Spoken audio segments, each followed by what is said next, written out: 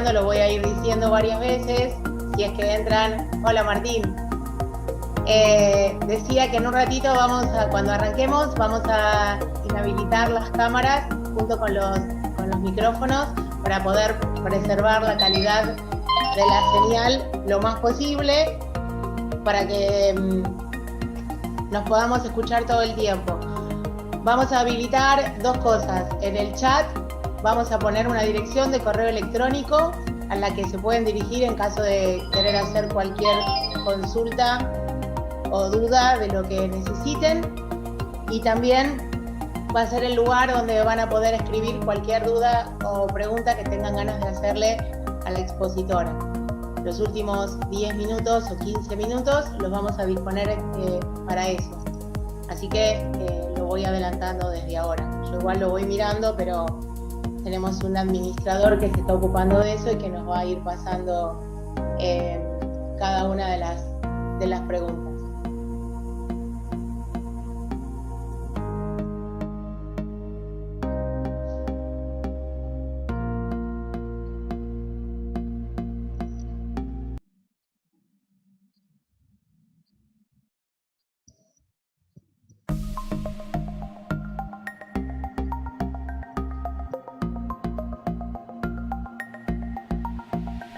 Dice Sandra que no está pudiendo entrar. Y ahí se lo estoy pasando. Ah, bárbaro.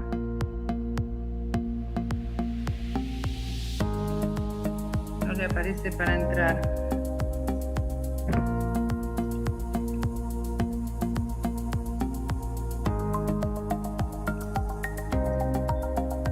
A ver.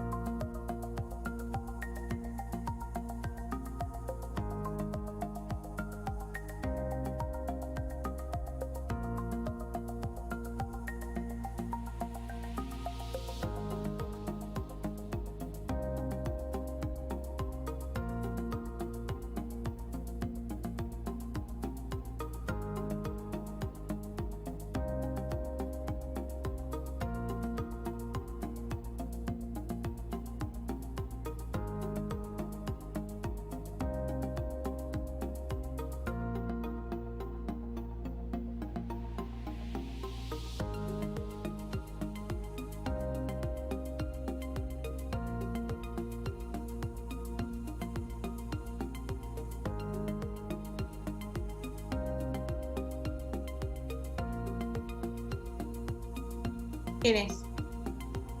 Mariano Medici. Mateo, ¿tiene micrófono?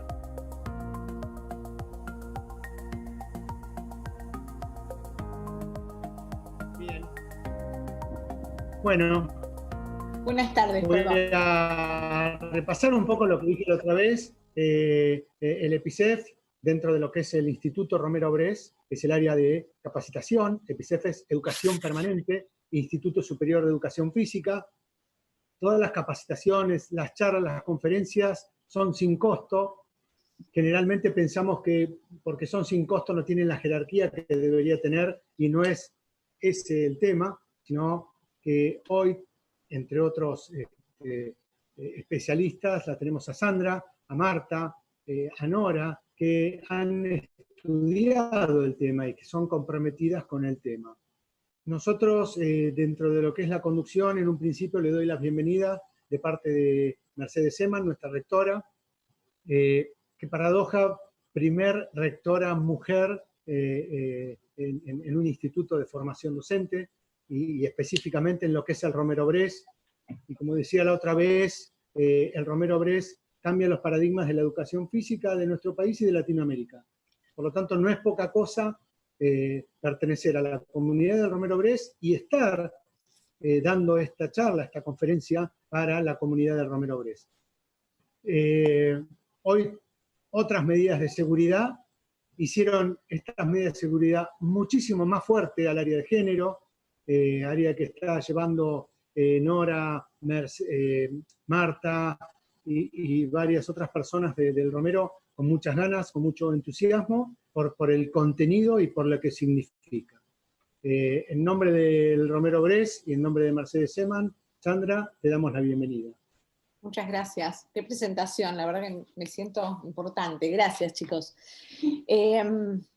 Bueno, habíamos hablado la semana pasada habíamos hecho todo un recorrido y habíamos hablado justamente de dónde se posiciona, digamos, esta identificación de la violencia en las instituciones como una consecuencia de todo un contexto que a veces es muy difícil de visibilizarlo.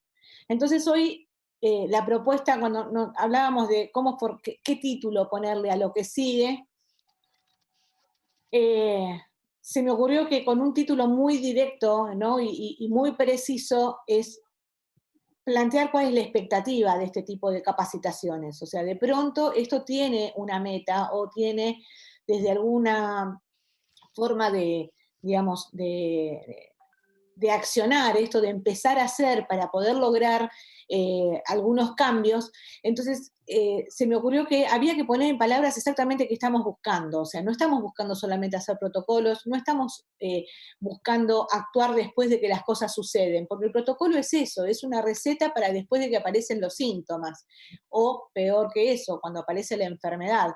Entonces, la realidad es, tratemos de evitar llegar al protocolo. ¿Por qué? Llegar al protocolo quiere decir que ya existe una víctima, ya apareció alguien que tuvo un sentimiento, una percepción de haber sido violentada, humillada, y todas las concepciones de lo que es la violencia en sí. Entonces, digo, la importancia que tiene este recorrido es justamente el de poder visibilizar cuáles son los antecedentes para realmente poder erradicar la violencia, cosa que va a ser muy difícil porque erradicar ciertas conductas que ya están totalmente naturalizadas siempre queda como una semillita, pero la idea de hacer prevención primero es visibilizar. Entonces cuando nosotros hablamos de prevención, erradicación, y no me acuerdo cuál era la otra propuesta en el título,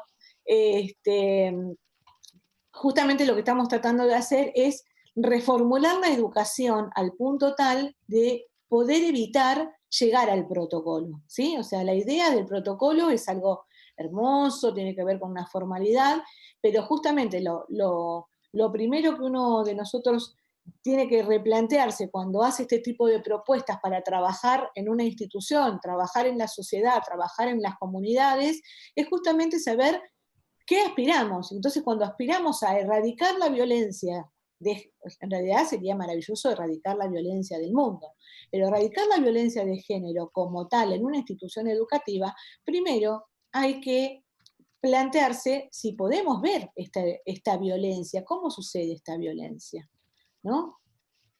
Se me había ocurrido leerles un párrafo pequeñito de Miriam Abramovay, que escribió cuando empezó a trabajar sobre este tema de la violencia institucional, y dice que la violencia institucional o la violencia escolar es un fenómeno heterogéneo que rompe la estructura de las representaciones básicas del valor social. La de la infancia, que podría llegar a ser la inocencia, y la de la escuela, que es un refugio pacífico, así como la de la propia sociedad, como un elemento pacífico en un régimen democrático.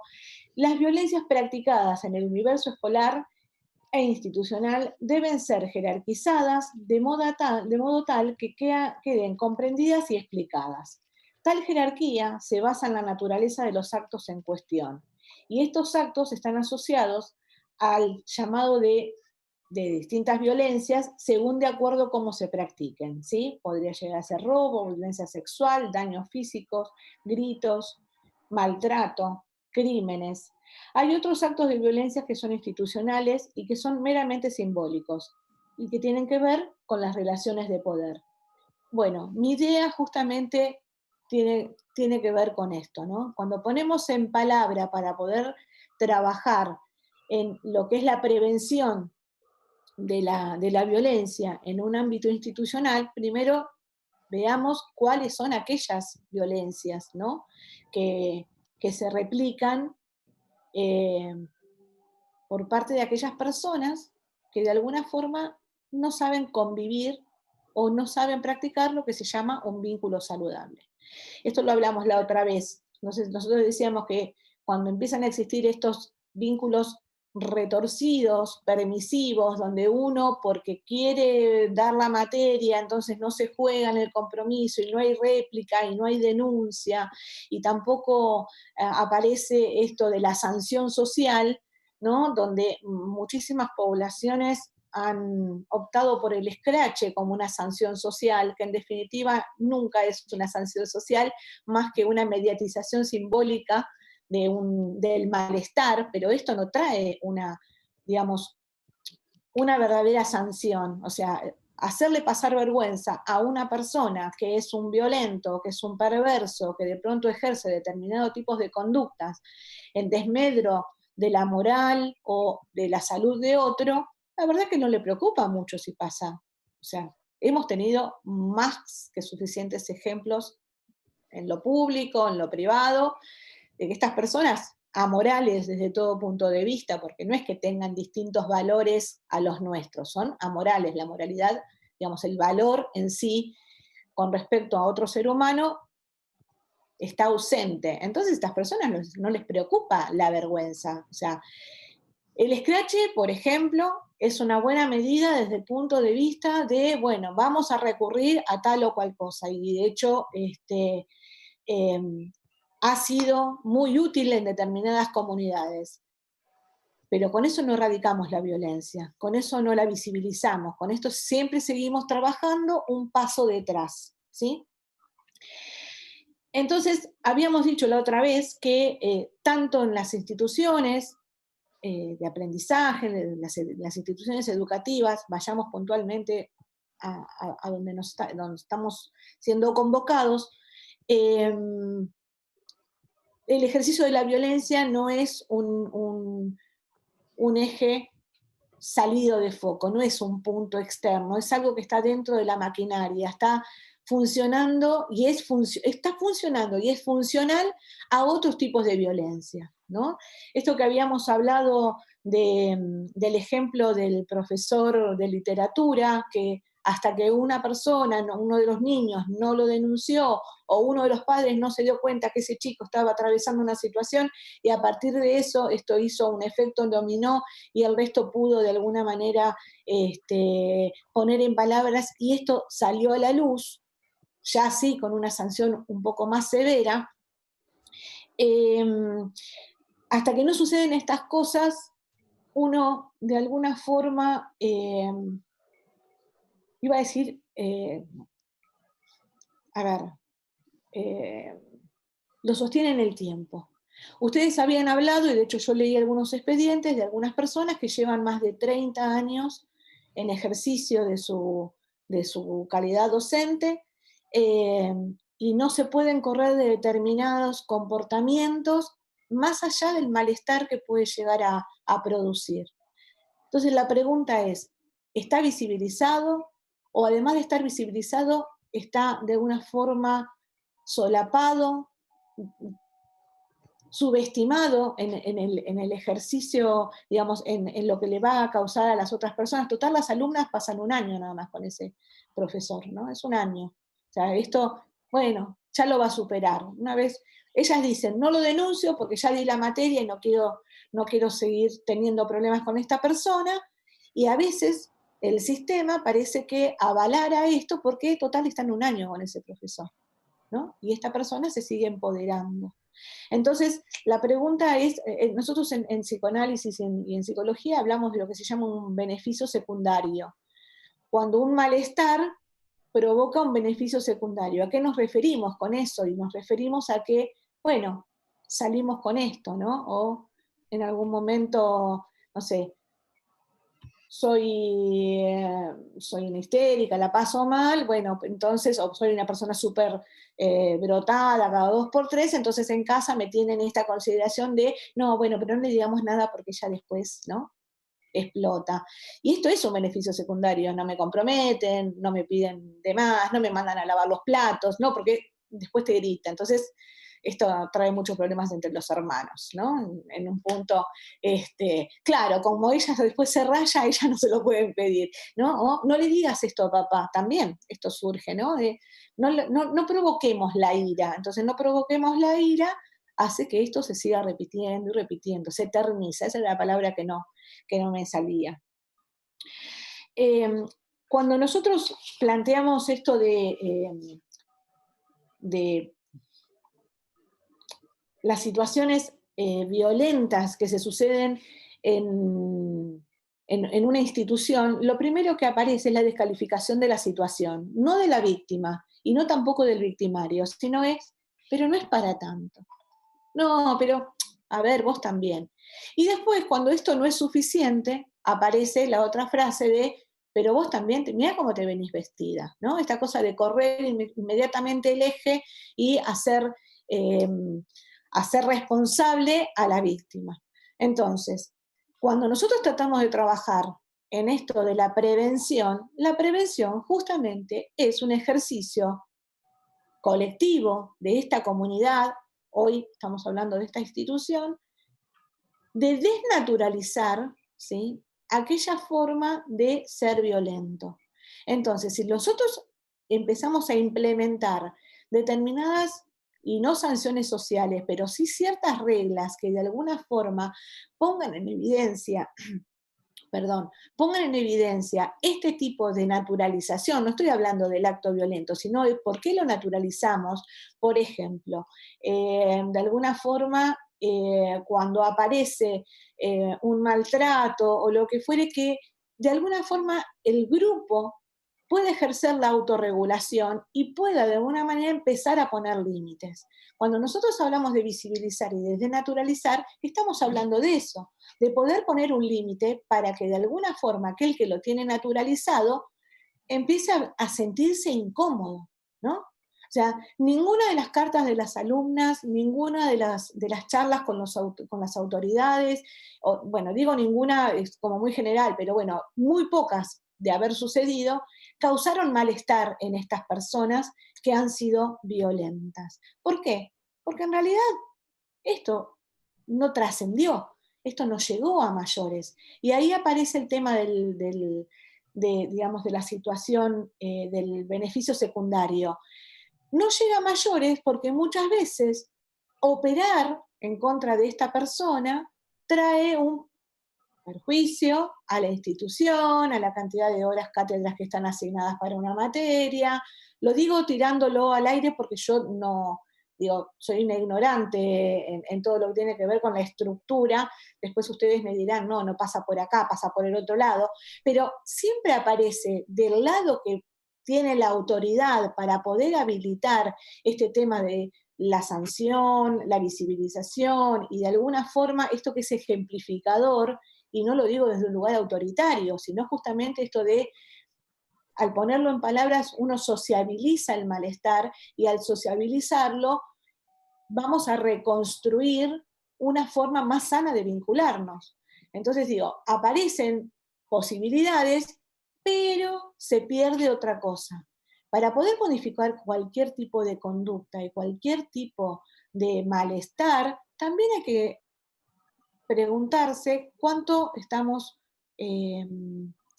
dispuestos a renunciar, ¿no? Podemos renunciar, digamos, a determinados profesores de élite, ¿no? Porque por ahí está bueno tener a fulano que hace 40 años, que es profesor, y nada, tiene un doctorado, y metió 45 tantos en el último partido contra Gran Bretaña, entonces, bueno, nada, es lo más, tenemos al más. Y entonces, a veces tomar esta decisión, que es una decisión complicada desde el punto de vista de, bueno, hay un renunciamiento. La realidad es que no hay un ser humano que realmente renuncie con gusto absolutamente a nada, ¿no? Entonces, cuando nosotros nos empezamos a plantear, bueno, ¿cómo mejoramos esto? ¿Cómo desnaturalizamos para poder prevenir y de esa forma poder erradicar? Primero tenemos que saber con qué mazo de cartas estamos jugando, ¿no? No es lo mismo jugar un chinchón con un mazo de 50 cartas o jugar un chinchón con un mazo de 40. No van a estar los 8, no van a estar los 9. Entonces, ¿qué cosas estamos dispuestas a? ¿Estamos dispuestos a jugar un chinchón sin comodines? A veces no, ¿no?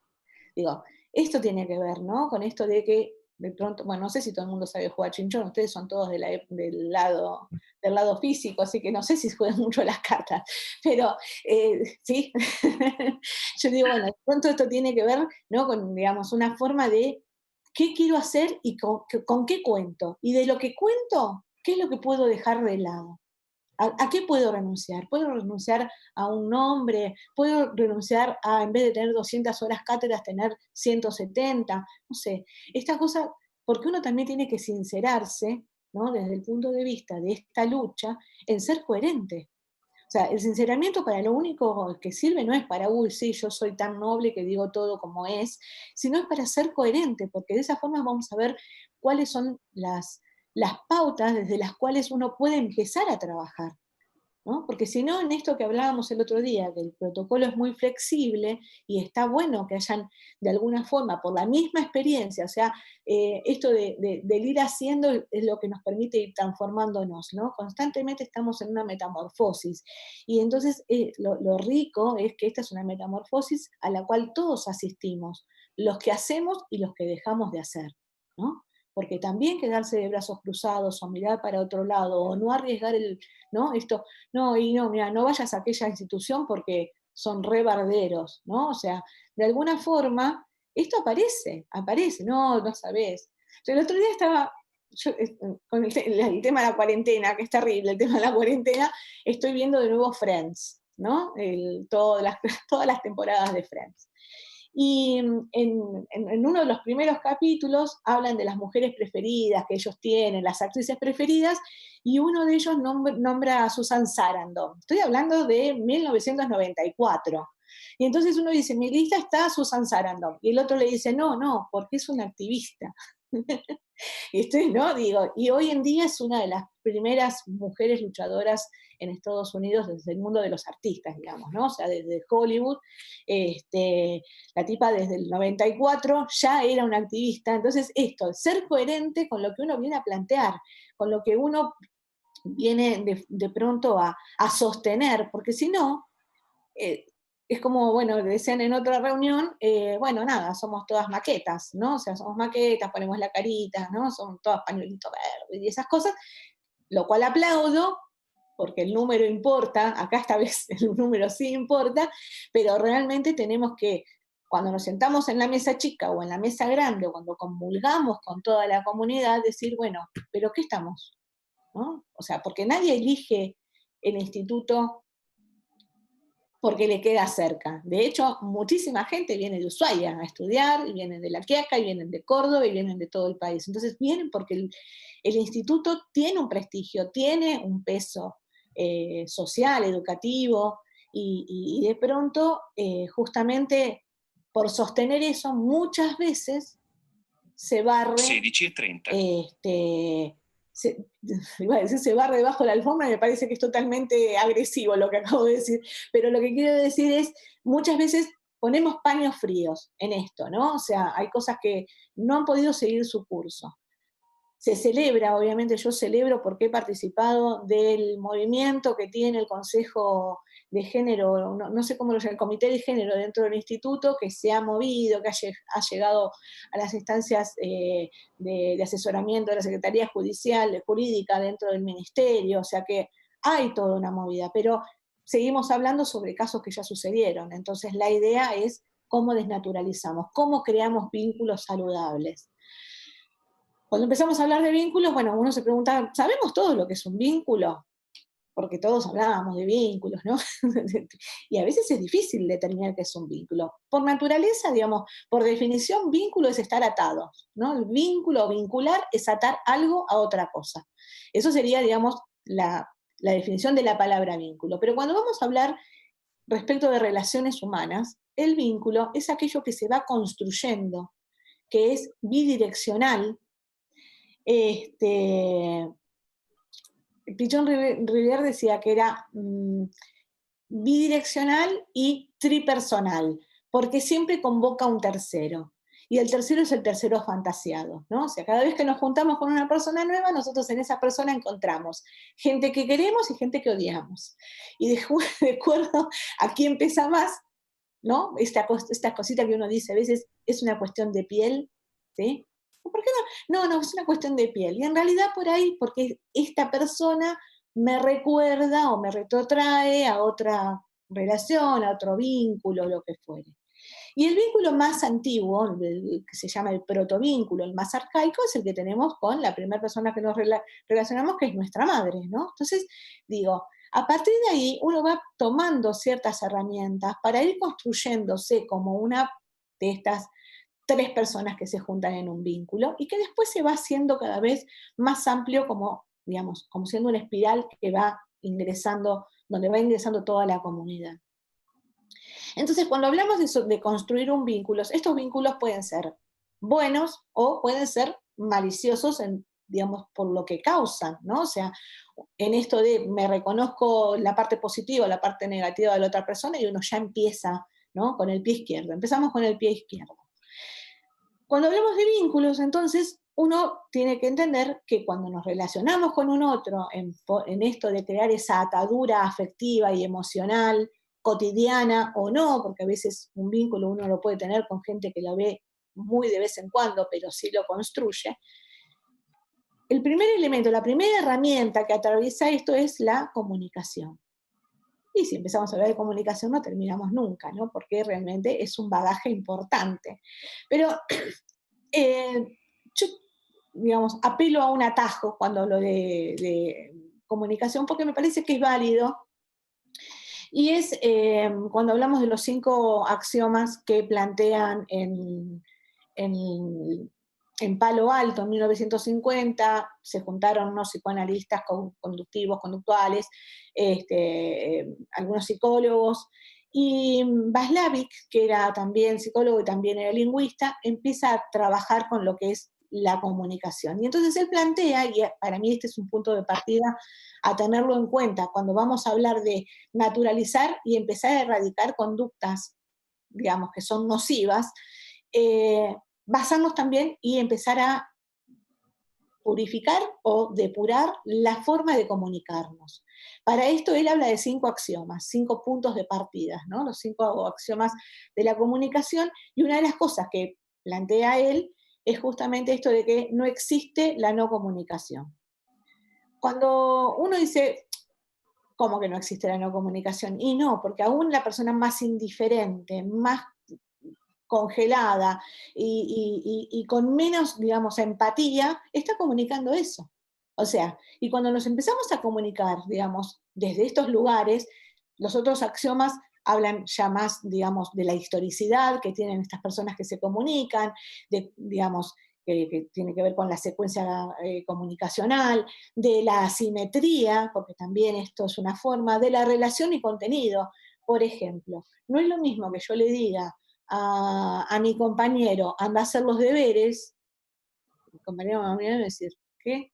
Estamos iguales, ¿no? Ahora, si se lo digo a mi hija, anda a hacer los deberes, ya hay, el contenido es el mismo, pero hay una asimetría, o sea, no se lo dice, no se lo digo de igual a igual, se lo digo como mamá, ¿sí? Y esto aparece también en la institución. El otro día habíamos hablado que había muchísimos ejes por los cuales aparecía la violencia como un, digamos, como un emergente en las distintas formas de relacionarse. Teníamos el vertical, que tenía que ver con lo piramidal, en todo lo que tiene que ver con la estructura de la institución, la de los pares, y entendemos por pares los mismos alumnos, que también se jerarquizan según en qué año estén, entre los pares a nivel de los profesores, que también tienen una jerarquía del profesor recién tomado a este que es un prestigio que viene ¿no? Que viene, no sé, de Marte, y entonces viene de Harvard, de jugar allá, había sido elegido para una beca y entonces jugaba allá, y todo este tipo de cosas. Sí, entonces queda como un entramado bastante difícil de dilucidar, si esto tiene que ver por uno o por otro, ¿sí? Porque justamente al tratarse de una construcción poliaxial, empiezan a haber réplicas. Entonces, cuando uno ve que entre pares los profesores se tratan de esta forma, obviamente que entre pares los alumnos también. Y ahí empiezan a aparecer las categorías que hemos hablado el otro día en el tema de género, y hemos hablado también en esto de varones, mujeres, y cuando hablamos de mujeres hacemos un colectivo mucho más amplio, porque en ese lugar podemos poner a las disidencias. Pero cuando hablamos de varones, hablamos de estos varones que hacen una construcción patriarcal y machista, porque tenemos otros varones sensibles, con otro tipo, digamos, de impronta afectiva, emocional y conductual también, que también son víctimas de estos depredadores. Siempre lo digo, me siento mal cuando tengo que encasillar digamos, esta forma de vincularse en los varones, porque no es una realidad.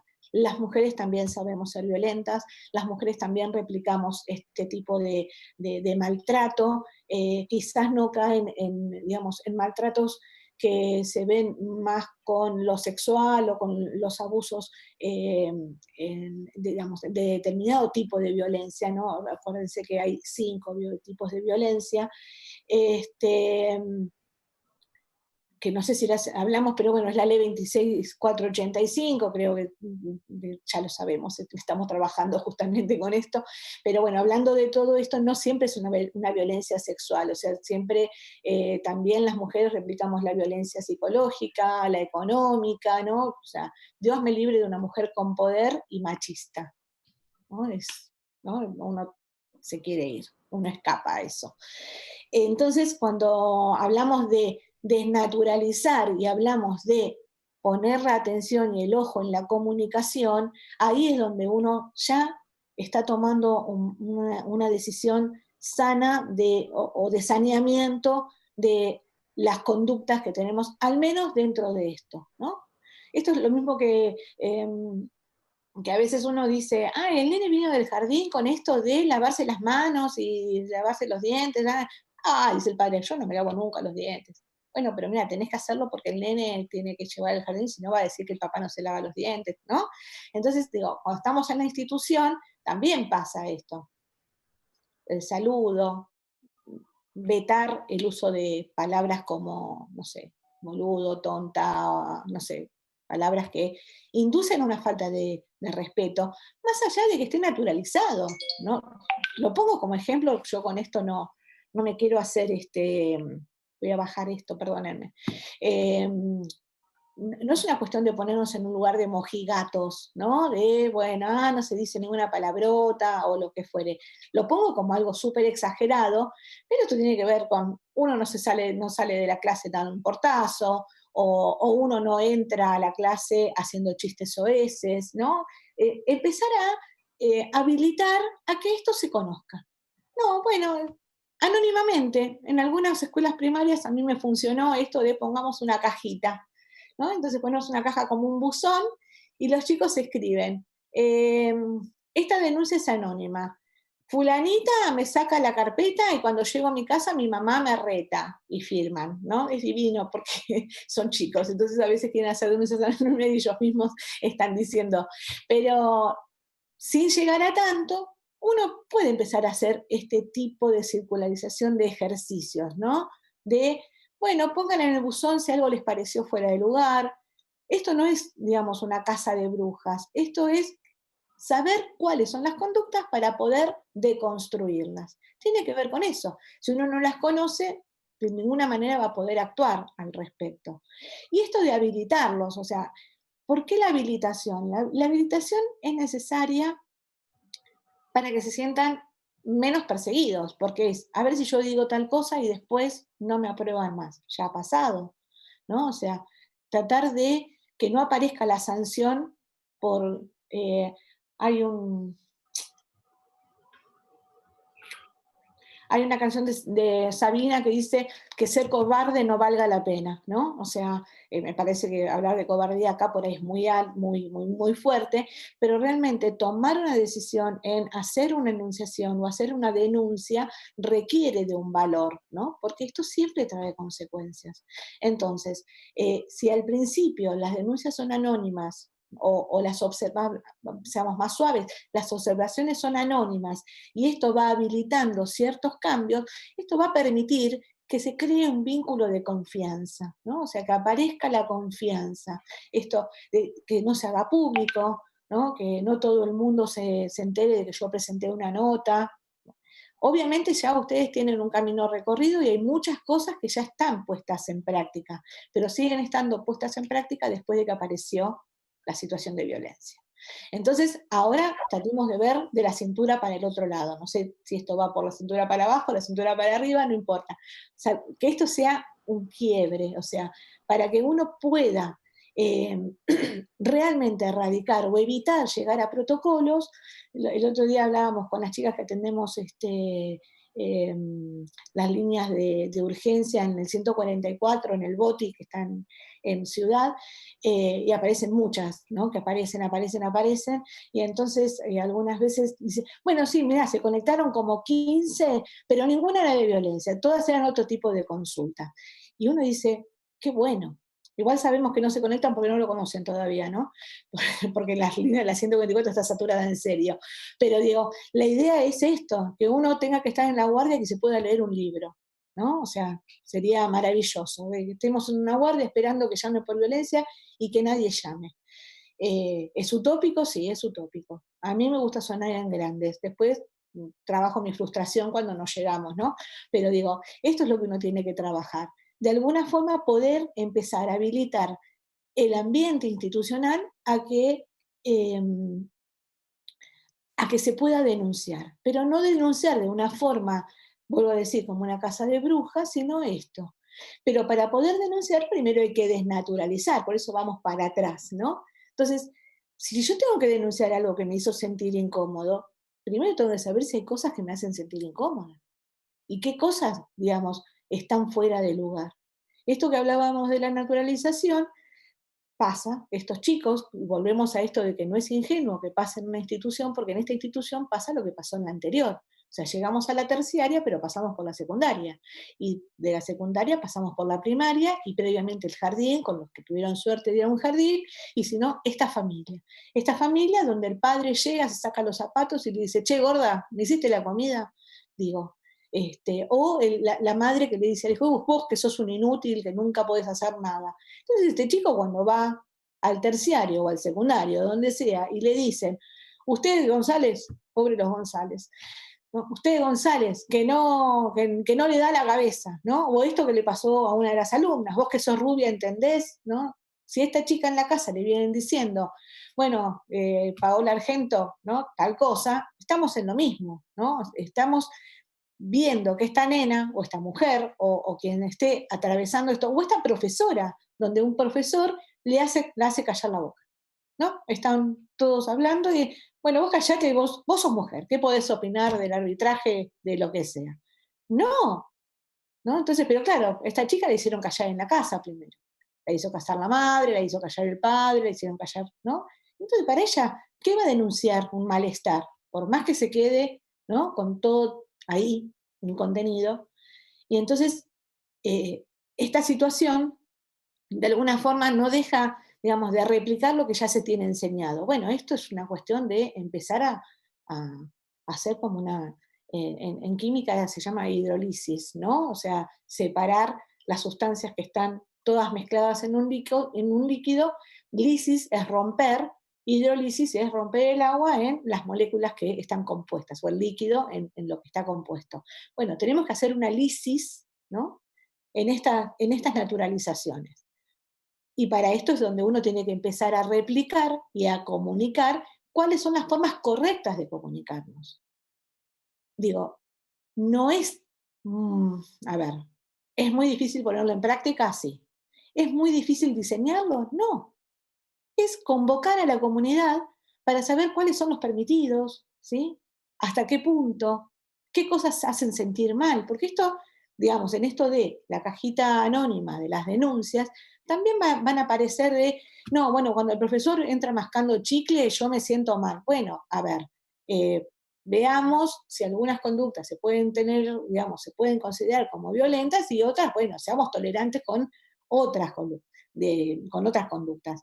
Entonces, cuando uno empieza a hacer este diagrama de prevención, tiene que tener en cuenta estos tres estados, ¿no? El de desnaturalizar, visibilizar, desnaturalizar y después erradicar ese tipo de conducta. Y ahí la prevención estaría instalada, ¿sí? Algo hasta acá, porque si no después voy a rebobinar. ¿Alguna pregunta o algo? ¿Nada? ¿Alguna observación? De por ahí no. Marta.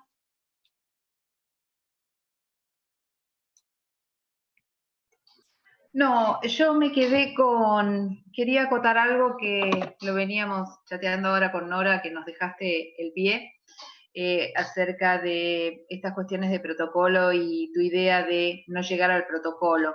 Y me parece que es lo más importante que podemos rescatar ahora.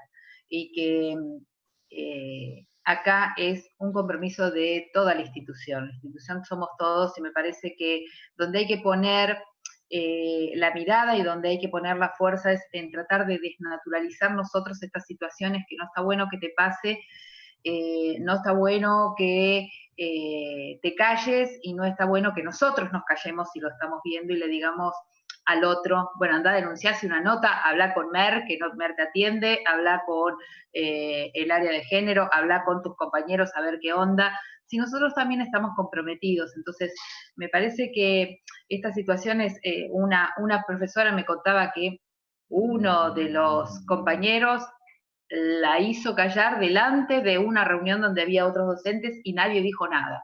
Entonces, ¿cómo es la situación? Ella sola tiene que encarar esa cuestión de vulnerabilidad, mientras todos los demás no nos dimos cuenta quizás, no nos dimos cuenta.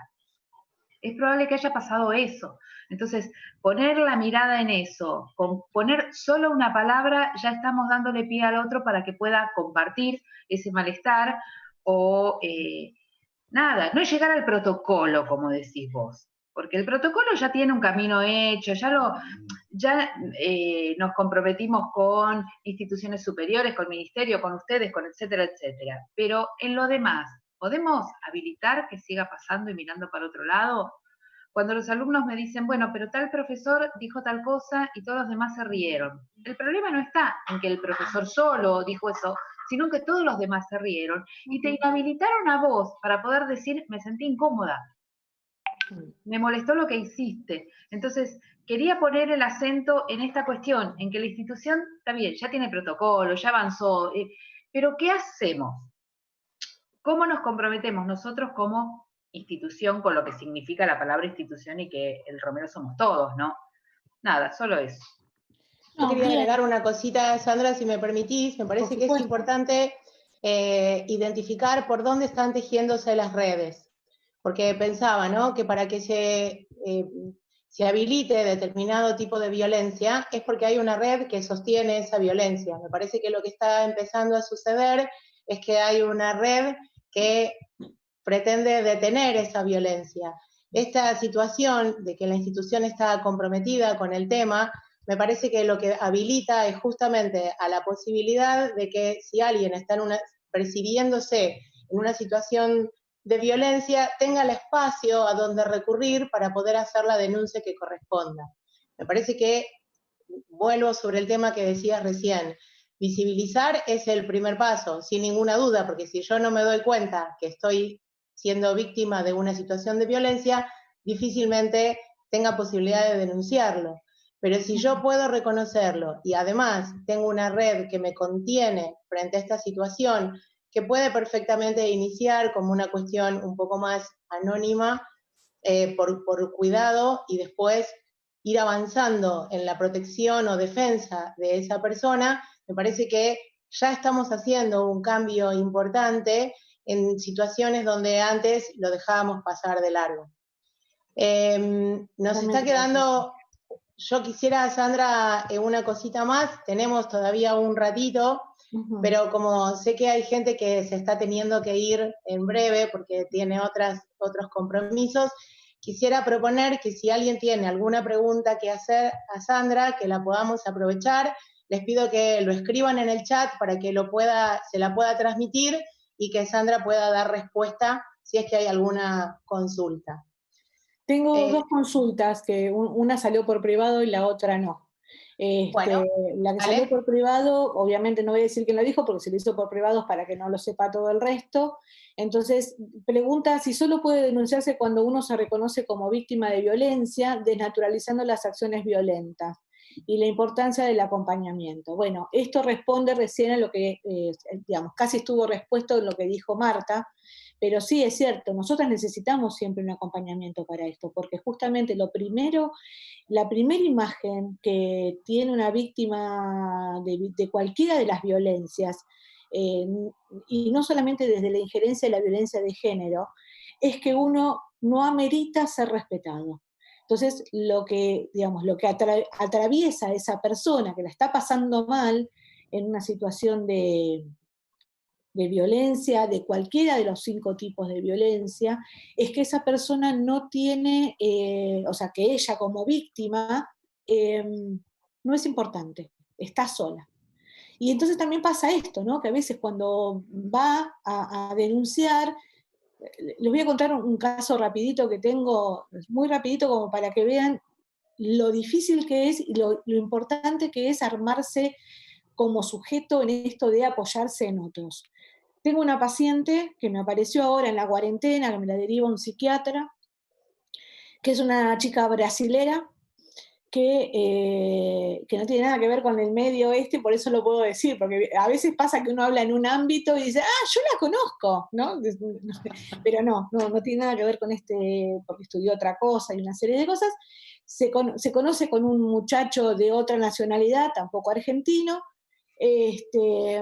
y a los 2 meses ella queda embarazada. Ella dice que no se da cuenta por qué quedó embarazada, porque se cuidaba en una serie de cosas, pero bueno, quedó embarazada. La cuestión es que una vez que nació la bebé, el tipo tuvo unas actitudes bastante, digamos, descalificantes, violentas, no solamente con ella, sino también con la bebé. La cuestión es que ella empieza a hacer estas denuncias de maltrato y él la empieza a hostigar al punto tal que ella queda como una persona border, medio loca. Hace 9 meses, la nena tiene X años, hace 9 meses que no ve a esta hija, él se la sacó, porque ella en un arrebato de locura intentó hacer algo como irse del país. Y entonces al intentar irse del país, cosa que no se puede hacer en Argentina, o sea, no te puedes ir con tu hijo, y me parece perfecto porque uno de pronto, y ella ya teniendo un expediente en la justicia larguísimo. Cuando empiezo, no me corresponde como psicóloga, pero cuando empiezo a indagar en estos expedientes y en la gente que la atendió y una serie de cosas, claro, es una oveja negra, porque se pone loca, porque la realidad que ella se quiso llevar a la bebé, porque esto, porque aquello, por lo más allá, está totalmente, digamos, se siente totalmente desahuciada de lo que es la red jurídica y asistencial, esto es del Partido de la Matanza, de allá, o sea, nada, o sea, no encuentra respuestas. Bueno, recién ahora podemos empezar a hablar, ella con su medio portuñol, porque también esto es una... Y entonces ella empieza a comentar que se siente discriminada porque es extranjera, donde la gente la carga por cómo habla. Le cobran de más en algunos tipos de servicios, porque como piensan que es turista, le cobran a valor, le quieren cobrar en dólares y ella termina peleándose. Bueno, a lo que voy es, esta chica dio un paso, pero lo dio sola. No sé, primero no fue a ver, digamos, ni a una red, ni nada. Ella empezó a tirar denuncias por todos lados. Y la verdad que el tipo es mucho más piola que ella. Él le empezó a hacer un montón de denuncias, de maltrato, de impedimentos de contacto, de que se la quiso llevar a otro país. Y entonces, bueno, nada, está realmente, bueno, nada, lo estamos laburando, gracias a Dios ya hace más de un mes, y ya bajó esto de quiero llevarme a mi hija de este mundo. Cada vez que ella dice quiero llevarme la gente le dice yo no te puedo atender. O sea, porque realmente está en contra de todo tipo de mandato jurídico normal, ¿no? Estamos en un sistema. Y esto, ¿por qué lo traigo digamos, como ejemplo de lo que comenta la persona que hizo la consulta? Porque muchas veces hasta que lo que ella planteaba era, yo no sabía que él era violento con eso, yo no me estaba dando cuenta, porque ella pasó 9 meses con ese tipo, 9 meses más los 2 previos, y no se había dado cuenta, hasta que después empezó a recordar, y ahí venimos con la naturalización, porque yo le pregunto, ¿tu mamá te ayuda desde allá, lo que fuere? Me dice, mi mamá no vive más en mi país, ahora vive en otro país, y me lo nombra. ¿Y por qué no vive ahí? Porque se tuvo que escapar de mi papá que la quería matar. ¿No? Digo, la naturalización de estos maltratos la llevaron a hacer una elección incorrecta, pero no es porque la culpa es de ella que no se dio cuenta. En realidad ella no tenía forma de, ni sabía a quién denunciar porque realmente no sabía qué denunciar. Por eso la importancia de empezar a poner en palabras qué cosas están fuera de la norma, qué cosas están fuera del buen trato, qué cosas no responden a un trato saludable. ¿Sí? O sea, no es saludable que una chica vaya por el patio y venga un pibe y le pellizque el traste, ni tampoco un pibe le pellizque el traste al otro. Estos juegos que se hacen entre los varones, de que se levanta, se tocan y un montón de cosas. Si no hay un consentimiento que habilite a este tipo de juegos, no. El no es no. Un gesto que tienen que aprender, creo que eso tendrían que enseñar en el precurso de ingreso, es basta, ¿no? Esto de poner la mano y decir no. Esto no, mirá, hasta acá sí, pero esto no. O sea, somos todos amigos, pero, ¿no? Un poco o sea, es el respeto, pero es el respeto que se manifiesta hacia el otro, pero primero viene hacia mí misma. O sea, ¿cómo hacemos para respetarnos si no sabemos qué es el respeto? Entonces, esto es lo que me parece que es importante de ponerlo en la cadena, ¿no? De empezar a laburar ahora. A laburar este tipo, digamos, de concepción, ¿no? Alguien pregunta cuáles serían los 5 tipos de violencia. Tenemos la violencia física, que creo que no merece explicación, la psicológica, que es la más común, que tiene que ver con lo verbal, con todo aquello que de alguna forma nos va comiendo el coco para que nosotros nos sentamos desvalorizados, porque vuelvo a repetir que la violencia psicológica la vivimos todos, hombres, mujeres, varones, disidentes, quienes sean, adultos mayores, pequeños, personas discapacitadas. Entonces tenemos la física, la psicológica, la económica, esto de no te dejo un peso, si tenés que, no sé, te dejo la plata para la comida y te dejan, ponele hoy en día 300 pesos. Y entonces vos le decís, mirá, ya me gasté los 300 pesos en la comida del lunes, porque ni siquiera te alcanza para el lunes y el martes, aún siendo una sola persona, ¿no? Y no, pero ¿cómo? Ya te dejé, con eso te tenés que arreglar hasta el sábado. Y no me pidas, porque el no me pidas implica te cago a palos, perdonen la expresión, te fajo, hasta ahí, esto, te hago aquello, o te dejo de hablar, ¿no? O no vengo más a casa, esta cosa de que tienen algunas parejas de que cuando se enojan con la otra parte de la relación, se van. ¿Y dónde te fuiste? Y no, y bueno, me fui por ahí con los chicos, con mi vieja, con lo que fuere, esta cosa de nada. Eso es violencia. Y uno a veces dice, no, pero se fue para no pegarle. Bueno, pero igual está ejerciendo violencia, de alguna forma, ¿no? Entonces tenemos económica, psicológica, física, la sexual, obviamente, que tiene que ver con todo aquello que refiere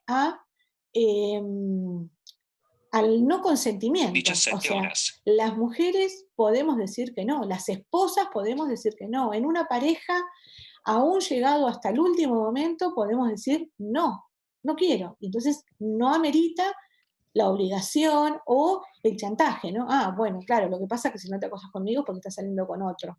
No, lo que pasa es que si no te acostas conmigo es porque no te gusto, te amo, yo me voy a matar si no te acostas conmigo.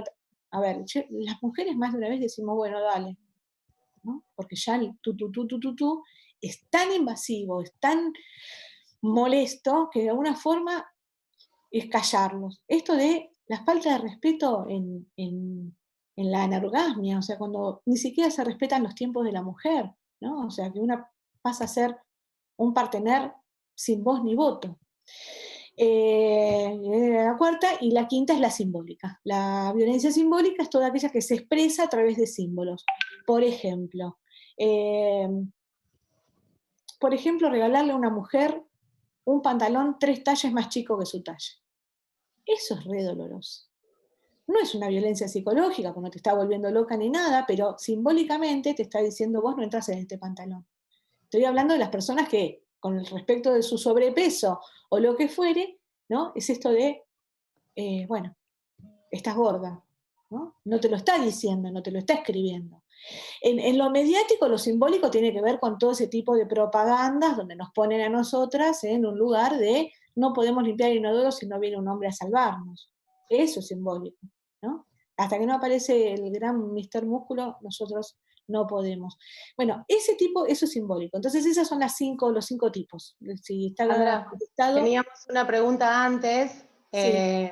que dice si el scratch o la cajita mágica no puede ser un arma de doble filo, pudiendo ser certero exponiendo a alguien que efectivamente infringió la libertad de otro o exponiendo a alguien que no realizó ninguna de esas acciones demandadas y es demasiado tarde para que esa persona tenga réplica o su réplica sea tomada en cuenta. Sí, me iba a tomar más tiempo con esto y gracias. Sí, obviamente. De hecho, hay corrientes dentro de todos estos movimientos donde trabajamos para erradicar la violencia de género, porque todos estamos trabajando en esto. O sea, algunos pensamos y algunos obramos distinto que otros y también nos sentamos a veces en una discusión constante, porque el escrache, considerado como tal, hasta tiene una penalidad, ¿sí? Es una contravención en capital y en otros lugares, digamos, está considerado como, no exactamente como un delito, pero sí tiene, digamos, un alcance que puede tener una penalidad. Justamente por esto, porque a veces, digamos, hay una condena social que no amerita, y a veces, muchas veces, hay personas que no merecen esta denuncia. No obstante, el escrache, en los casos que, digamos, que existe un antecedente, es el último recurso, mejor dicho, es el recurso más inmediato que toman algunas personas porque saben o porque temen o porque se sienten desolados y no encuentran la forma de cumplir con los pasos correctos. Porque cumplir con los pasos correctos también es un compromiso. O sea, que yo vaya a hacer una denuncia y señale a un fulano o una fulana con nombre y apellido y me haga cargo de lo que estoy diciendo, de alguna manera me está comprometiendo en todo un proceso que no solamente va a ser de empoderamiento y de liberación, porque realmente uno se siente liberado cuando puede denunciar a aquella persona que nos hace un daño, desde todo punto de vista, sino que de pronto ese proceso tiene que estar sostenido por todo un sistema, que es lo que se está pretendiendo desde las leyes, desde las redes, desde las instituciones, desde las ONG, algunas organizaciones. Pero ¿qué pasa? ¿Qué pasa cuando este escrache es una mentira, ¿no? Ha pasado con un chiquito en Neuquén, es el único caso que recuerdo, que en una pelea así de una noviecita, una noviecita, ella lo denuncia y el pibe se termina matando. Pasa muchas veces, pero también, digamos, pasa porque no aparecieron estos recursos necesarios que tienen que ver justamente con la comunicación, esto de, alguna vez lo hemos hablado en las reuniones con Marta, esto de, bueno, invitar a la persona que, primero que todos tendríamos que tener el valor, la conducta, no sé, el aprendizaje de poder recurrir y decir las cosas como son sin tener que caer en un escrache. O sea, el escrache, si bien muchas veces es el primer paso que cometen muchas adolescentes, sobre todo, o algunas mujeres, debería ser el último, porque el escrache en Argentina, el escrache tiene muchos años en la humanidad, pero escrache desde el lunfardo es dar la cara, ¿no? ¿Viste? Este es un escracho, es aquel que puso la cara. En Argentina la historia del escrache viene desde Hijos. Cuando Hijos no tenía una respuesta en todo lo que refería a las denuncias por apropiación ilegítima y una serie de cosas, porque no existía un acompañamiento desde el cuerpo jurídico y legal de nuestro país, los chicos salen a escrachar a los apropiadores, ¿no? A los expropiadores. Los chicos, los hijos de los desaparecidos, que fueron expropiados, algunos, otros no recuperaron a sus padres, salen a escracharlos. ¿Por qué? Porque la justicia no hacía nada. Entonces ahí el escrache fue el último recurso, pero fue el más válido para que esto se visibilizara a nivel sociedad. En los casos de violencia de género, muchas veces no es el último recurso, es el recurso que queda más a mano, ¿no? Porque de hecho, cuando vos convocás a estas chicas que hacen este tipo de denuncia, este tipo de escrache, a ir a hacer una denuncia a la OBD, o ir a la Defensoría, o ir al Ministerio Público Fiscal, o más simple, presentar una nota en el rectorado, te dicen, no, bueno, pero yo no quiero, porque la verdad es que no me va a aprobar, pero ya hubo un complot, y ya de alguna forma que el tipo se sienta incómodo nada más.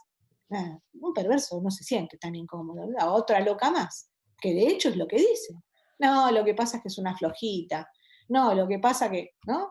O sea, hasta minimizan la queja, minimizan el dolor, o sea que la violencia lo único que hace es potenciarse ahí. Entonces, el escrache, no sé si estoy contestando tu pregunta, pero digamos, no es una cajita mágica, porque también tiene consecuencias y muchas veces es más que un arma de doble filo, en realidad es una injusticia. Entonces, si existen aparatos de justicia, apelemos a ellos. Por ahí te encontrás con otro cuerpo de docentes, otro cuerpo de capacitadoras, otro cuerpo de mujeres militantes que te dicen, no, hay que escrachar, hay que escribir todas las paredes, hay que decir un montón de cosas. Bueno, nada, todo es respetable siempre y cuando se pueda sostener, ¿no? O sea, porque la verdad es que convertirnos en lo que queremos erradicar no tiene sentido. O sea, si uno viene a plantear una búsqueda de una salida saludable, y esto no quiere decir que le regalemos el perdón así como así, nada más. Si uno busca eso, lo menos que tiene que hacer es sostenerlo y no convertirse en ellos, o sea, no ser más violentos.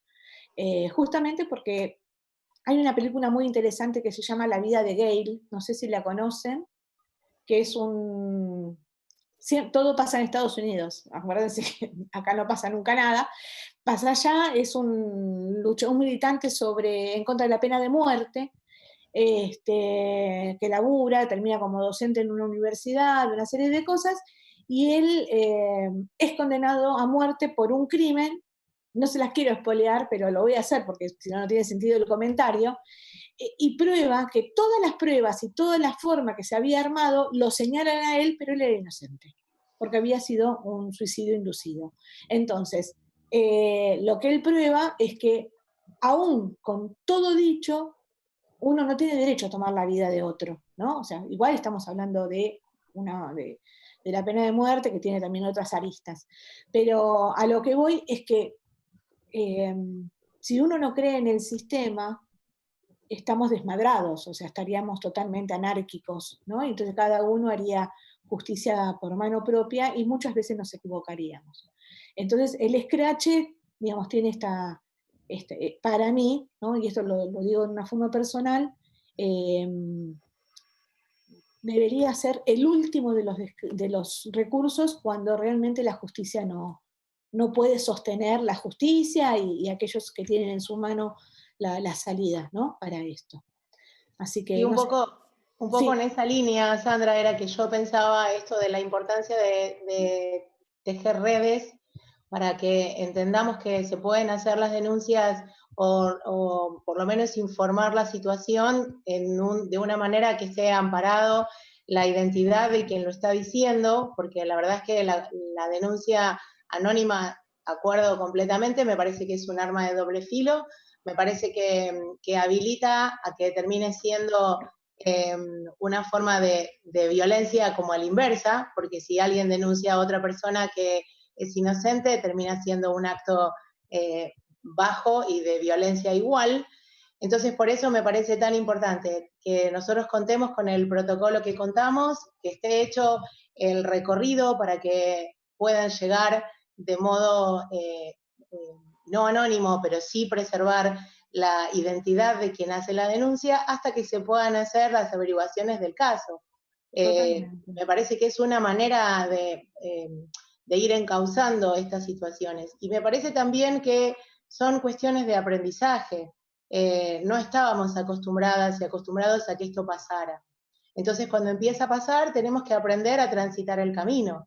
Y básicamente tenemos que aprender a confiar en que aquellas cosas que intentamos hacer de verdad hagan la diferencia. Me parece que pasa por ahí, por hacer la diferencia.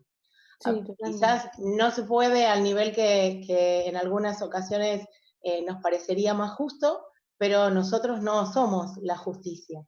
La justicia, en tal caso, a nivel institucional, está por encima incluso de las autoridades. Pero sí, es verdad que todo lo que esté a nuestro alcance, estamos intentando hacerlo y lo vamos a seguir haciendo, porque de verdad creemos que es lo que hace que una institución sea sana, que estén aceitados estos mecanismos para que sea un lugar saludable para todas las personas que la transitamos. Y para sostener el disfrute, ¿no? O sea, parte de la sanidad tiene que ver con el disfrute, o sea, todo tipo de camino de aprendizaje tiene que dejar, obviamente, el bagaje del aprendizaje y por otro lado, esto de un buen recuerdo, ¿no? O sea, no esto de, bueno, no quiero pisar nunca más la institución porque ahí me pasaron cosas, ¿no? Entonces, digamos, y esto de tener un buen recuerdo con sus compañeros y mismo con la comunidad, porque además no es una comunidad que cuando se reciben se van a perder, ¿no? En la niebla. Es una comunidad que se va sosteniendo. De hecho, yo soy muy chusma, me fijé que estaban haciendo unos cursos también por online con esto de la esto que meten la panza muy fuerte, no sé, hipopresión, algo así. ¿No? Eso. Hipopresivo. Digo, a ver, siguen, ¿no? Siguen creciendo en esto de saber con técnicas nuevas. Entonces es una comunidad que se retroalimenta constantemente. Entonces es una pérdida muy grande que haya gente que porque la pasó mal no pueda volver, ¿no? O sea, esto de, bueno, ya tengo el título, entonces no la piso más, prefiero hacer un máster en otro lado o lo que fuere.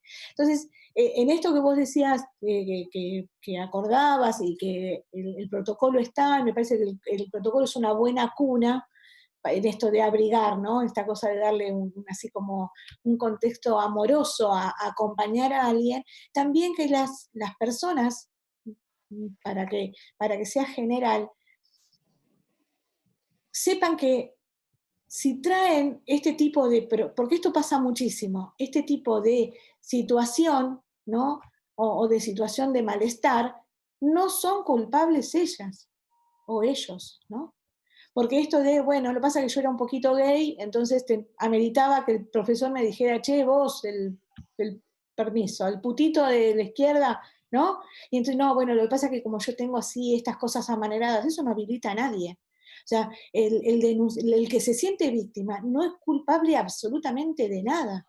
Entonces, una de las cosas que uno tiene que erradicar en esto de aprender a hablar, aprender a comunicarse, aprender, ¿no?, a visibilizar cuáles son los gestos que generan y que gestan violencia, es esto, entender que no son culpables, que una chica porque es linda, porque es flaca, porque tiene, porque no tiene, porque es mejor cuando viene, mejor cuando va, no es culpable.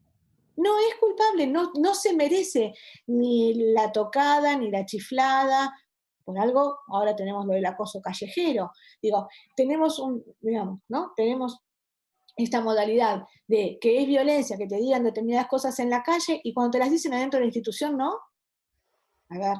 Entonces, por ahí me enojo con un barrendero que me dijo, chao, morocha, tal cosa, y resulta, bueno, a mí no me lo va a decir jamás eso, pero digo, digo, ¿no? Estamos en la institución y alguien viene y me puede decir, che, qué lindo, ¿no? O vení, quedate a la posora, ¿no? O venite en vez de las 7, venite a las 6 menos, a las 7 menos 20, que te voy a explicar tal o cual cosa. Digo, no. Entonces no es porque ellas sean culpables de eso, que ameriten que los demás se aprovechen de una relación de poder, ¿no? De una situación de poder o digamos, también de esto de, total no se va a quejar porque tiene que aprobar. Entonces, a esto voy. Lo que hay que fomentar es esto, la confianza en sí mismo, de que si puede poner esto en palabras, va a ser contenido y no va a ser señalado, ¿no? ¿Van a haber detractores? Sí, van a haber detractores. De hecho, sucede que hay gente que, pero no, si fulanito es el dios de, no sé, el dios del salto en alto, por decir. El dios de la jabalina. Tenemos. Hemos tenido dioses de salto en alto. Entonces, claro. Entonces, digo, dicen este tipo de cosas, entonces no, y entre él y yo no me van a elegir a mí, porque, ¿no? Él es fulano. ¿Y yo quién soy? Yo soy una alumna que está de paso, una alumne que está de paso. Entonces, nada, darle esta contención y trabajar en que se empoderen y que tengan confianza en sí mismos. De hecho, vienen con cierto grado de confianza que quizás en otros ámbitos no vemos, ¿no? Porque vienen a hacer una práctica con el cuerpo, ¿no? En esto de, bueno, sí, está bien, pero yo si la tengo que ayudar a hacer un salto en alto, la tengo que agarrar de la pierna, sí, bueno, una cosa es que la agarres de la pierna, otra cosa es que, ¿no? La agarres de las ingles, digo. Tienen una clase de anatomía, ¿no? Como para que los profesores sepan por dónde se puede ir, por dónde no. Pero bueno, aparece esto, ¿no? Bueno, también puede ser un accidente. O sea, por eso digo siempre invitar al diálogo, esto de, bueno, está este malestar, llamemos a fulano y decirle, che, un alumno, un alumne, una alumna dijo tal cosa. ¿Tenés registro de esto? Che, no, sabés que me pasó, pero no sabía si se le pedía disculpas por ahí, no se había dado cuenta y si se daba cuenta tal cosa, bueno, sí, se dio cuenta que no vuelve a pasar. Y no vuelve a pasar, bueno, ya está, no volvió a pasar. Algunos podemos tener esto de vamos caminando rápido y pasamos y por ahí hicimos algo que no debía. Ahora, si cada vez que vas a pasar por acá vas a pasar una ficha, no es así. Entonces, esto, ¿no? O sea, una golondrina no es verano. Por eso está bueno, de alguna forma, hacerlo saber para que esta persona sea convocada. Y a partir de ser convocada, ver si esa conducta se revierte y si, no, digamos, ni siquiera es una conducta, porque una conducta es una repetición de hábitos. Cuando hablamos de, bueno, hubo un hecho, a ver si este hecho vuelve a aparecer, ¿sí? Porque también tenemos aquellos que no lo hacen en público, digamos, que es, entre comillas, una habilidad muy bien desarrollada por los depredadores de esto cuando no hay testigos, ¿no? Y se lo hace a algunas. Y ahí es donde estas chicas, o estos chicos, o estos chiques, empiezan a tener esto de, bueno, si me lo hizo a mí, la culpable soy yo. Lo que pasa es que como, claro, como yo le sonreí en el chiste, o como yo no dije nada por tal cosa, y entonces empiezan a jugar con esa manipulación de culpa y vergüenza. Entonces estas chicas se quedan ahí paralizadas. Y no. Y con eso, Sandra, yo pensaba también en esto de poder tener como un mayor registro cada una o cada uno de su propio cuerpo, porque me parece que cuando hay una intención diferente a la de, por ejemplo, la ayuda o el sostén en una destreza, y una intención de entrar en contacto con otro o con otra, me parece que si uno está muy atento a sus propias sensaciones, uno puede identificar la diferencia entre un toque y el otro. Sí. Y me parece que ahí también hay algo sobre lo que se puede trabajar bastante, que tiene que ver con la conciencia o el reconocimiento de las cosas que me pasan en relación a mi cuerpo y la distancia o la cercanía de los otros. Totalmente. Y esto es de ida y vuelta. Viste que hablábamos de lo bidireccional. Me pasó que trabajé con una escuela de profesores de baile, ¿no? Donde aparecían estas cosas y después también aparecían los noviazgos entre profesores de adultos, profesores y alumnas, o profesoras y alumnos. Y una de las chicas en su momento, una de las cosas que manifestó es, pero vos te das cuenta, ¿no? Pero vos te das cuenta, ¿no? En esto de, nada, está bien, te enseña a bailar tango, te tiene que tocar, a ver, es así. Ahora, pero vos te das cuenta si te está manejando el cuerpo para bailar tango o está provocando o está intentando otra cosa. Tal cual. Bueno, hablando con los profesores, ellos comentaban que también ellos se dan cuenta, porque también existe, digamos, esta cosa de, nada, la idealización del profesor, el poder, ¿no? Enganchar, y que ellos, entre ellos, de hecho la mayoría, digamos,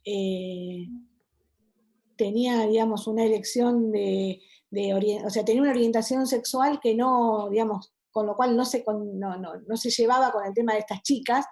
Entonces, ellos dicen, nosotros también nos damos cuenta, y cuando podemos detectar que alguna chica, nada, se siente seducida por el profesor o de alguna forma, tiene esta cosa de, bueno, nada, me siento cómoda, quiero hablar con esto, o lo que fuere, entre ellos se cambiaban para romper esta cosa de la idealización, ¿no? Y de, nada, porque existe también, somos todos humanos, eso no justifica que nadie se salga de su rol, no justifica que cuando me viene a seducir un alumno, yo me lo llevé a mi casa, o sea, desde ningún punto de vista. Hay historias, hay historias, pero, digamos, también, digamos, son bastante perversas, o sea, eso tiene que ver con un abuso de poder, más allá de lo que pase físicamente. Hay una situación de abuso de poder, esta cosa de aprovechar la idealización, ¿no? Para sacar un provecho, el que fuera. Tal cual. Entonces digo, sí, se puede hacer, y de hecho tiene que ver con esto, con que las chicas puedan, las chicas, los chicos, los chiques, puedan poner en palabras cuál es la sensación, ¿no? En esto, o sea, si yo me siento, porque acá no se cuestiona lo que se siente, si yo me siento humillada porque un profesor pasó y me pegó en la oreja, ¿no? En esto de, pero es un chiste, dale, porque no entendés nada, te quiero despertar. No te quiero despertar nada, hay otro método dentro de lo que es la institución para despertar a un alumno. No sé, lo amenazás con un 1, qué sé yo, no sé, tampoco sería, ¿no? la forma, pero se entiende más o menos hacia dónde va dirigido, ¿no? O sea, tiene que existir un código, esto de tener códigos, ¿no? Sí, totalmente. Bueno, yo quiero, nada más, antes de pasarle la palabra a Mer, quiero saludar porque esto que vos decías antes de lo que sucede con la cultura institucional y lo que sucede adentro del Romero, hoy tenemos la suerte de contar entre las personas que están acá, tanto las que están presentes en esta charla como quienes están mirando a través del YouTube, tenemos la suerte de contar con muchas personas que egresaron del Romero, que vuelven una y otra vez a seguir compartiendo espacio con nosotros, así que eso habla también de la cultura institucional y de lo que sucede en el Romero y la incidencia que tiene el Romero Brest en sus vidas, en las de todos. Bien, gracias. Bueno, yo les quiero agradecer, principalmente Sandra, nuevamente tenerte acá, la verdad que es un lujo para todos los que estamos presentes y para la institución. Tus charlas van a quedar grabadas y van a ser vistas por los que no pudieron acceder. Hay diferentes actores institucionales acá y me pone contento, y alumnas y alumnos que les interesa la temática. La verdad que se haya instalado el tema de género en el Romero no es menor, y no empezó por los tiempos que corren, sino que empezó antes, pero bueno, es toda una construcción realmente todo lo que vos dijiste me parece sumamente importante. A veces lo sentimos como una problemática en las conducciones, porque a veces nos sentimos cruzados no cruzados de brazos, atados de brazos. Totalmente. Atados, entonces acá hay tutoras y tutores que han transitado. Yo fui tutora muchos años y no es algo nuevo, ¿sí? Corrimos con todo lo que vos contaste, nos pasó absolutamente todo lo que vos contaste, más o menos, y algunos abandonan la lucha porque se van, pero todos los que quedan y quedamos seguimos mirando lo mismo, observando lo mismo, y no queremos que quede en una suma de casos a repetición, pero bueno, realmente creo que sí, los tiempos que corren nos ayuda a visibilizarlo, y bueno, este espacio que se ha replicado en distintas cátedras aumenta, porque lo hablaste con mucha didáctica, con un idioma muy fácil y muy natural, y la verdad que espero que las nuevas generaciones lo tomen como algo natural también, el tema de poder charlarlo, de no denunciarlo desde el lugar que vos decís, sino de poder trabajarlo, que me molesta, que no me molesta, y bueno, y todos generar nuevas reconstrucciones en diferentes cosas. Y yo veo que la reconstrucción y la deconstrucción del espacio es día a día, con cualquier cosa mínima que estamos trabajando. Tenemos una sociedad institucional de mucha camaradería, pero no escapa a las violencias que vos nombraste. En alguna de estas 5 estamos, ¿sí? En alguna de estas 5 nos encontramos y esperamos darle soluciones, y que la gente también respete su lugar y se anime, ¿sí? A plantearlo en una cátedra. Por suerte estamos mejor. Por suerte estamos mejor y estamos accediendo a través de diferentes, inclusive con estudiantes, con tutores, con regentes, estamos pudiendo abordar muchos espacios. Y bueno, es un reaprendizaje para todos y un accionar día a día, porque inclusive nos está pasando en la virtualidad. Entonces, de otra manera, pero nos está pasando en la virtualidad, por eso vamos a seguir insistiendo con estas charlas y con estos debates. Si alguno quiere preguntar algo más, yo muy contenta y orgullosa de tenerlos. Marta, gracias, Nora, gracias, Marian, y a todas y todos los que vinieron hoy, muchísimas gracias. Marian, cerraba Marian, decía chau Marian, o chau, nos vamos. No tiene micrófono, me parece. Ahora sí. Bien, bueno, creo que ya lo dijo todo. Bueno, muy, muy agradable y muy sólida la charla, Sandra. Cuando digo sólido, fue sencilla pero sólida, que no es fácil, ¿eh? Y tocar un tema tan delicado me pareció muy agradable en la forma que lo presentaste. Bueno, ya dijo todo Mercedes. Muchísimas gracias nuevamente, Sandra, por haberte tenido en este espacio. Marta, Nora y a todos todas los que participaron, muy, muy amables. Los esperamos la semana que viene. Siguen estando las charlas del EPICEF. La tenemos a Carolina del Cerro con adicciones, a Emilio Mazabeu. Lo vamos a tener a Raúl Sabla con atletismo, a Marta con mujer y deporte en 2 semanitas. Así que en breve les vamos pasando la información. Sandra, nuevamente, muy amable. Gracias a todos. Adiós.